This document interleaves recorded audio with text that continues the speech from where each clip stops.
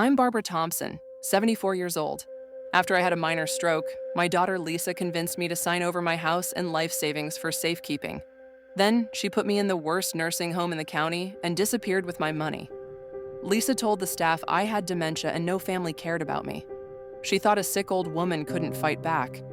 But I'm a retired investigative journalist who spent 40 years exposing corruption. This is how I escaped that hell, exposed my daughter's scheme, and got justice for dozens of abandoned elderly people. Don't forget to subscribe. Hit that bell icon so you never miss revenge stories like this. My name is Barbara Thompson, and I'm 74 years old. I was the investigative journalist for the Chicago Tribune for 40 years before retiring. I've always been independent, healthy, and sharp. Then 6 months ago, I had a minor stroke. It was terrifying. Suddenly, I couldn't move my left arm, couldn't speak clearly. The paramedics rushed me to the hospital. The doctors said I was lucky. The stroke was minor. With physical therapy, I'd make a full recovery. You'll be back to normal in 3 months, Mrs. Thompson. You just need rest and rehabilitation. My daughter Lisa visited me in the hospital every day. She seemed so concerned, so caring. Mom, I'm so worried about you living alone. What if this happens again and nobody's there to help? Lisa was 46 years old, divorced, and had always struggled financially. We'd never been close. She'd always resented that I focused on my career when she was growing up. But now she seemed genuinely concerned about my well-being. Mom, let me help you. Sign power of attorney so I can manage your finances while you recover. You shouldn't stress about bills and paperwork while you're healing. I was weak, scared, and confused from the stroke. The medications made my thinking foggy. Lisa kept pushing, kept insisting it was just temporary and for your protection. Against my better judgment, I signed the power of attorney papers. Within a week, Lisa had transferred my house deed to her name. She emptied my savings account, $380,000 I'd saved over 40 years. She sold my car. She took everything. Then she moved me to Riverside Care Center, a nursing home on the outskirts of the county.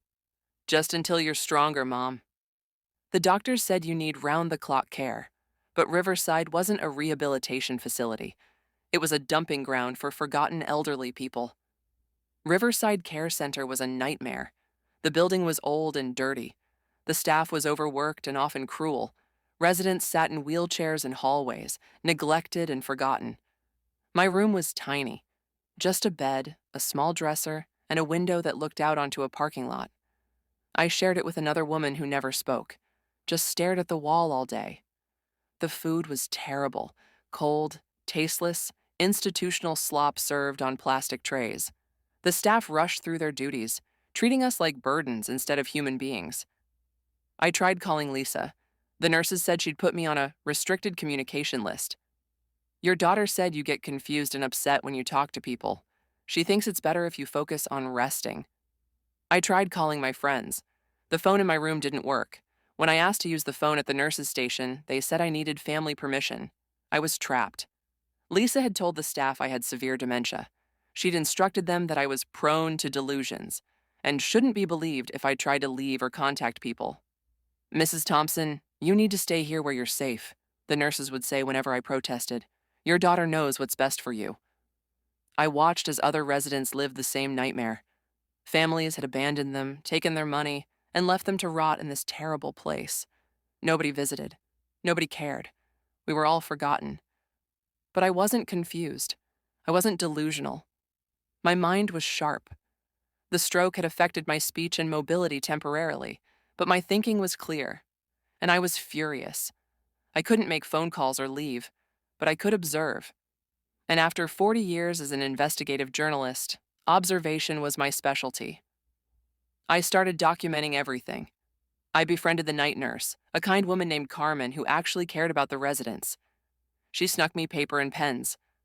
I wrote down everything: the neglect, the verbal abuse, the medication errors, the safety violations. I interviewed other residents during meals and recreation time. So many had the same story. Family members had taken their money and abandoned them here. One woman, Eleanor, was 82. Her son had power of attorney and had stolen $200,000 from her accounts. She'd been at Riverside for 4 years. Her son never visited, never called. Another man, Harold, was 79. His daughter had sold his house and taken everything. He'd been here for 3 years, forgotten. There were 15 residents with similar stories. Our families had financially exploited us, then dumped us in this neglectful facility to hide what they'd done. Carmen told me something shocking. Mrs. Thompson, the facility administrator, gets kickbacks from certain families. They pay extra money, and he makes sure their elderly relatives are kept isolated and unable to contact anyone. It's been going on for years. This was bigger than just my daughter stealing from me. This was an organized scheme exploiting dozens of vulnerable elderly people. I needed to get this information to the authorities. But how could I do that from inside this prison? Carmen became my ally. She believed my story and wanted to help expose the abuse at Riverside. My grandmother died in a place like this, she told me. I became a nurse to help people, not watch them suffer. We planned my escape carefully. Carmen would be working the night shift. She'd help me walk out through the service entrance at 2 a.m. when security was minimal. Once you're out, there's a 24-hour diner 2 blocks away. You can call for help from there. The night of the escape, my heart was pounding. At 74, recovering from a stroke, sneaking out of a nursing home felt surreal. But I'd spent my career breaking stories about corruption. This was just one more investigation. Carmen helped me dress in regular clothes, not the hospital gown they made us wear. She gave me $20 and her phone number. Go to the police. Tell them everything. At 2 a.m., we walked quietly through the dark hallways. My left side was still weak, but adrenaline gave me strength. We made it to the service entrance. Carmen unlocked the door. Go, Mrs. Thompson. Save yourself and everyone else here. I stepped out into the cold night air. For the first time in 2 months, I was free. I made it to the diner and called 911. My name is Barbara Thompson. I'm a 74-year-old stroke victim who was held against my will at Riverside Care Center. My daughter stole my life savings and imprisoned me there. There are 15 other victims. You need to investigate immediately. The operator thought I was confused, but I was an investigative journalist. I knew how to make people listen. I gave them specific names, dates, dollar amounts, facility violations. I recited facts until they realized I was completely lucid. Within an hour, police arrived at the diner. I told them everything. I showed them the notes I'd smuggled out. I gave them Carmen's name as a witness. The police raided Riverside Care Center that morning.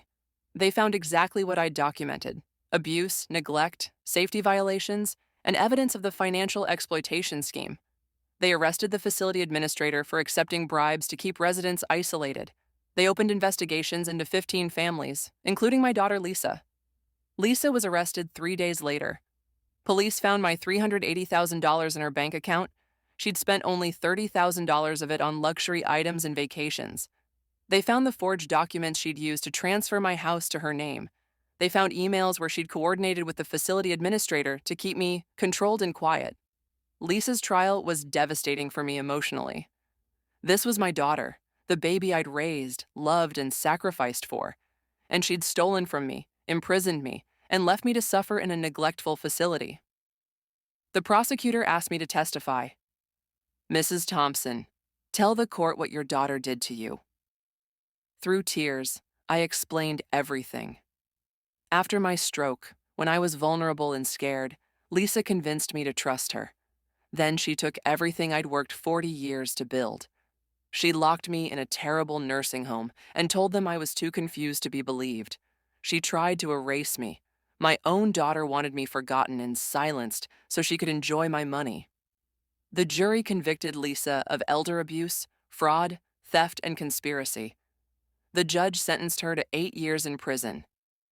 Ms. Thompson, you exploited your mother's medical crisis to steal her life savings. You imprisoned her in a neglectful facility. You are exactly the kind of predator our elder abuse laws were designed to stop. I recovered my house, my money, and my life. The other 14 victims at Riverside also got justice. Their families were prosecuted, money was recovered, and they were moved to proper care facilities. Riverside Care Center was shut down permanently. The administrator got 6 years in prison. Carmen got a job at a reputable care facility where her compassion could actually help people. I'm 74 years old. I've fully recovered from my stroke. And I now work as a consultant for the State Attorney General's office, investigating elder abuse in nursing homes. Lisa will be released when she's 54. We'll never have a relationship again. She chose money over her mother. That's something I can never forgive. But I survived. I fought back. And I saved 15 other people from the same nightmare. They thought a sick old woman couldn't fight back. They forgot I spent 40 years as an investigative journalist exposing corruption. That training doesn't disappear with age.